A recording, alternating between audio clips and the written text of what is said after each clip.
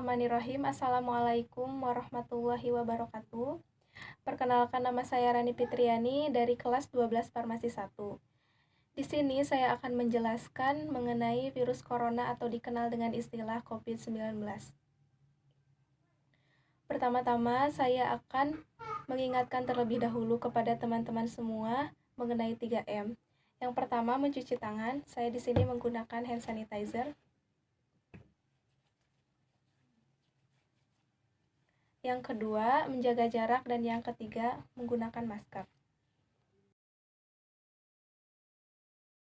Apa sih itu virus corona? Coronavirus merupakan keluarga besar virus yang menyebabkan penyakit pada manusia dan juga hewan. Pada manusia biasanya menyebabkan penyakit infeksi saluran pernapasan, mulai flu, biasanya hingga penyakit yang serius seperti Middle East Respiratory Syndrome atau disingkat sebagai MERS dan sindrom pernapasan akut berat atau Severe Acute Respiratory Syndrome atau disingkat sebagai SARS. Seberapa bahaya COVID-19 ini? Seperti penyakit pernapasan lainnya, COVID-19 dapat menyebabkan gejala ringan termasuk pilek, sakit tenggorokan, batuk, demam. Sekitar 80% kasus dapat pulih tanpa perlu perawatan khusus. Sekitar 1 dari setiap 6 orang mungkin akan menderita sakit yang parah, seperti disertai pneumonia atau kesulitan bernapas, yang biasanya muncul secara bertahap. Walaupun angka kematian penyakit ini masih rendah, atau sekitar 3%, namun bagi orang yang berusia lanjut dan orang-orang dengan kondisi medis yang sudah ada sebelumnya, seperti diabetes, tekanan darah tinggi, dan penyakit jantung, mereka biasanya lebih rentan untuk menjadi sakit parah. Melihat perkembangan hingga saat ini, lebih dari 50% kasus konfirmasi telah dinyatakan membaik, dan angka kesembuhan akan terus meningkat.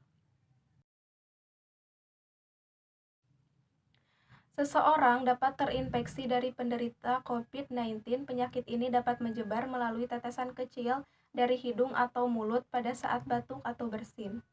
Droplet tersebut kemudian jatuh pada benda di sekitarnya.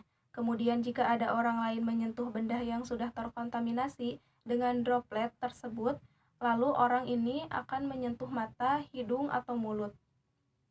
Maka orang itu dapat terinfeksi COVID-19, atau bisa juga seseorang terinfeksi COVID-19 ketika tanpa sengaja menghirup droplet dari penderita. Inilah sebabnya mengapa kita penting untuk menjaga jarak hingga kurang lebih 1 meter dari orang yang sakit. Apa itu vaksin? Vaksin adalah sebuah produk zat yang dimasukkan ke tubuh manusia, dan ini akan menstimulasi imun sistem di tubuh manusia untuk akhirnya bisa memproteksi dan melindungi manusia tersebut dari penyakit yang sedang dilawan. Vaksinasi biasanya diberikan per oral, disemprotkan ke hidung, maupun disuntikan. Vaksinasi COVID-19 ini diberikan melalui suntikan dan diberikan maksimal sebanyak 2 kali divaksin.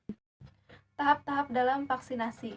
Sasaran vaksinasi COVID-19 tahap 1 adalah tenaga kesehatan, asisten tenaga kesehatan, tenaga penunjang, serta mahasiswa yang sedang menjalani pendidikan profesi kedokteran yang bekerja pada fasilitas pelayanan kesehatan.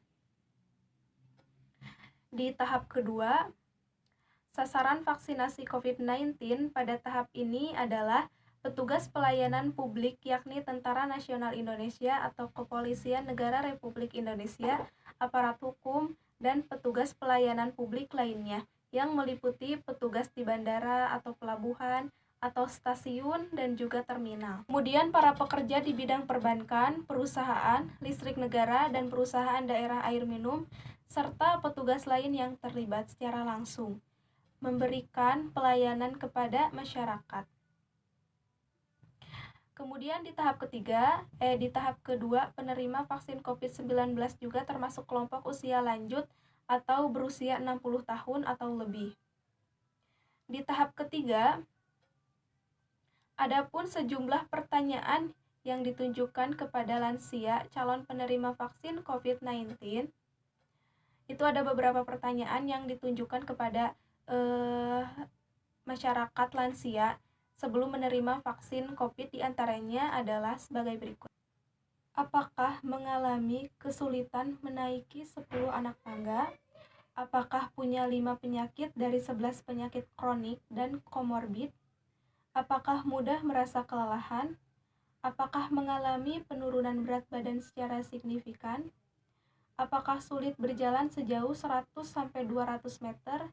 Jika ada 3 jawaban ya atau lebih dari 5 pertanyaan di atas, maka vaksin COVID-19 tidak bisa diberikan kepada pasien.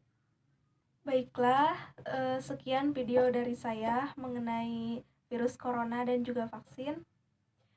Mohon maaf bila ada kesalahan kata. Wassalamualaikum warahmatullahi wabarakatuh.